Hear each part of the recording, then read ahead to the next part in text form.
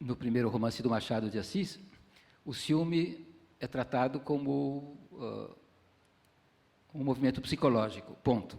Enquanto que em Dom Casmurro há uma espécie de superposição da questão do ciúme com a questão da autoridade patriarcal dentro do casal, mas, sobretudo, com um certo tipo de relacionamento de classe próprio à sociedade brasileira.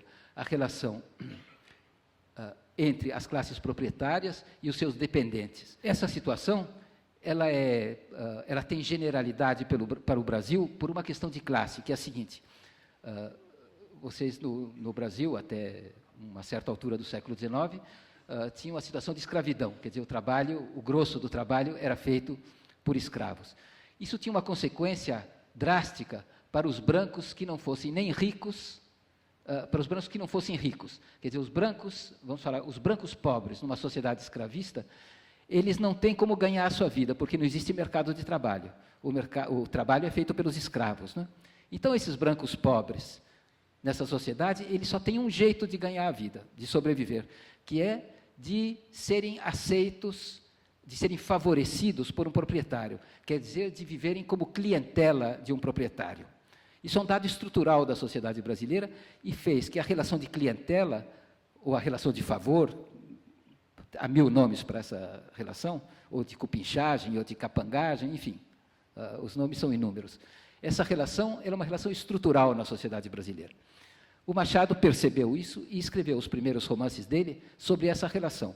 Isso gera uma originalidade, porque na Europa, onde existia trabalho livre, a ninguém ocorreria fazer dessa relação o dado básico da sociedade. Bem, o Machado, então, constrói os romances dele em torno dessa relação. O Machado, em 1880, quer dizer, 8 anos antes da abolição, escreve um livro completamente diferente dos anteriores, onde, em vez de tomar o ponto de vista dos de baixo, ele toma o ponto de vista dos de cima, mas da maneira mais escrachada possível, e faz que esse proprietário dê uma espécie de show de ignomínia, de baixeza, Então, ele escreve em primeira pessoa como se fosse em terceira, quer dizer, ele mostra na pessoa dele todo o mal que ele pensa da terceira pessoa de um outro. É como se nós, diante de um inimigo, começássemos a imitar esse inimigo para mostrar que ele não vale nada. E adota o perfil de um tipo ideal da sociedade brasileira. Quer dizer, o moço católico, venerador de sua mãe, que não esquece jamais a casa da sua infância, a goiabada feita em casa, a primeira namorada, enfim, um verdadeiro tipo ideal de um modelo de sentimentalidade. E o Machado adota, então, esse tipo social querido do país para mostrar o avesso dele. E ele faz isso em primeira pessoa do singular. Quer dizer, o que eu gostaria que vocês entendessem, a ousadia desse procedimento literário. Quer dizer, o Machado, no meu tempo de colégio ainda, o Machado era lido como... Todo mundo reconhecia que ele é um grande autor, mas as razões eram que a gramática dele é impecável, que ele é muito decoroso, que ele não é grosseiro como os naturalistas que ficam mostrando os horrores da carne, que, enfim, ele é um autor que contava do lado do conformismo. O Machado era o ídolo do conformismo, tanto que a esquerda detestava o Machado. Detestar é exagero, não gostava antipatizava com o Machado. Os modernistas não gostavam do Machado de Assis.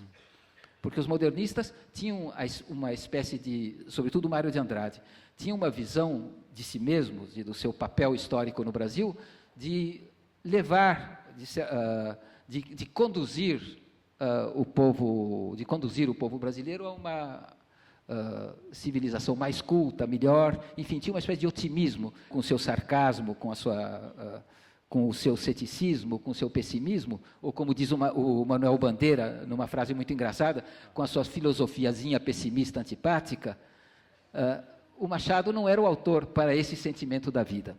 E aí veio algo que não é literário, mas teve grande influência literária, que foi o golpe de 64. Todo mundo que não era pró-ditadura entendeu que as elites brasileiras não iam realizar este papel de mentores esclarecidos. Entendeu que, desde que a propriedade estivesse garantida, a ditadura, tudo bem. Né? Então, houve uma virada no sentimento em relação à elite brasileira, causada por 64. E eu tenho certeza que a releitura do Machado de Assis, a visão do lance crítico extraordinário que há na representação dele dos protótipos de elegância brasileira, que isso se deveu, em boa parte, à virada no sentimento político da intelectualidade brasileira a partir de 1964.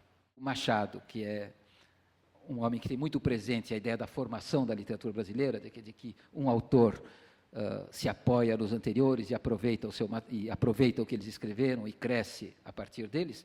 Então, o Machado sempre reconhece muito a importância do Alencar, que é enorme para o trabalho dele. Só que, se nós formos olhar o romance, a importância é enorme, mas de um jeito bem engraçado, né? Porque a especialidade do Machado é passar a limpo o Alencar, é mostrar como o Alencar é bocó e ele conta a mesma história de maneira realmente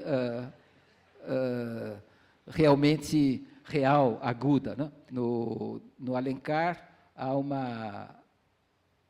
um romance, A Pata da Gazela, há um equívoco a respeito de uma moça que tem um defeito na perna. E isso tudo se desfaz depois romanticamente e acaba bem. Bem, no Machado, nas Memórias Póstumas, ele põe uma moça coxa, é a retomada do outro episódio, só que tudo acaba muito mal, da maneira mais cruel possível. Para vocês verem que o Machado tinha muita noção das debilidades românticas do Alencar. E ele, então, resolve reescrever isso em verdadeiro. Eu conheci uma moça que dizia que chegava para outra que estava usando um colarzinho qualquer e dizia, eu tenho um igualzinho, mas em bom. O Machado fazia igualzinho ao Alencar, mas em bom. Isso aqui era...